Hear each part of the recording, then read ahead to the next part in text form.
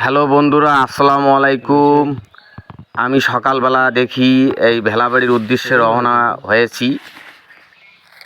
স্বজন গাড়ির দোলার ওপর দিয়ে এই রাস্তার মাঝখানে একটি ব্রিজ নির্মিত হয়েছে। ব্রিজটি হঠাৎ করে দেখি ভেঙে গিয়েছে রাতের বেলা।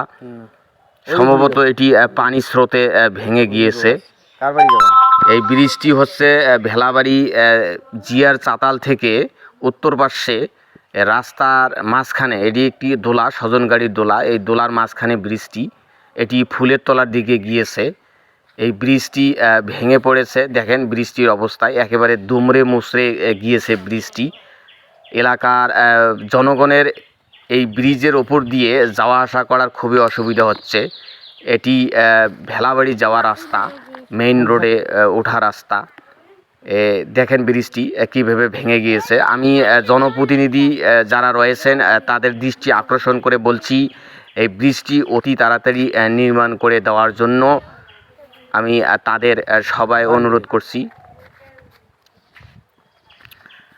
আমি এই ব্রিজটির দৃশ্য ধারণ করে আপনাদের মাঝে উপস্থাপন